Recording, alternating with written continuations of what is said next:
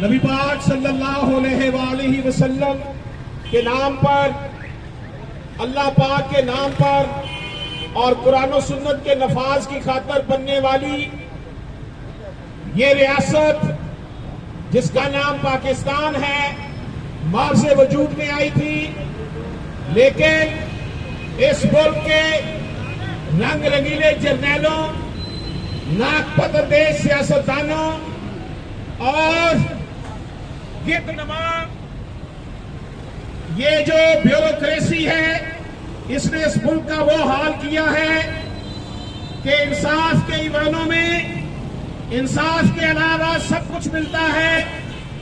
بچوں نے ڈگریاں ہاتھ میں پکڑی ہوئی ہیں، روزگار ان کے پاس نہیں ہے، ملک جو ہے وہ پولیس اسٹیٹ بنا ہوا ہے، اور اس وقت صورتحال یہ ہے کہ ہر شخص کی کھانے والی چیز آٹا ناپید ہوتا جا رہا ہے۔ یہ ہے وہ ریاست جو پاکستان اللہ اور اس کے رسول کے نام پر ماض وجود میں آئی تھی۔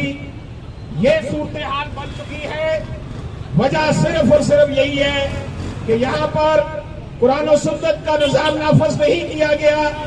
اگر قرآن و سنت کا نظام نافذ ہو جاتا، نہ 1971 کا سانحہ مشرقی پاکستان وقوع پذیر ہوتا، اور نہ آج خلق خدا جو ہے بھلک رہی ہوتی۔ آج صورتحال یہ بن چکی ہے کہ روح اور جسم کا تعلق برقرار رکھنا مشکل ہوتا جا رہا ہے۔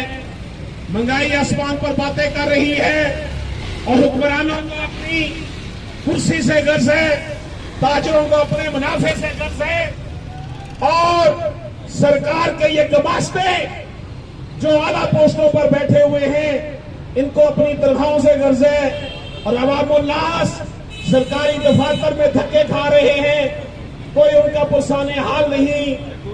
یہی وجہ ہے کہ ہمیں پھر کہنا پڑے گا کہ واعظوں کے روپ میں چھپے مداریوں سنو، اے باغبان کے بھیس میں چھپے شکاریوں سنو، تمہارے کار پرفسوں کی آخری یہ شام ہے، خدا کی سرزمین پر خدا کا راج ہو۔ اللہ پاک ہم سب کا حامی ناصر ہو۔ نعرہ تکبیر! اللہ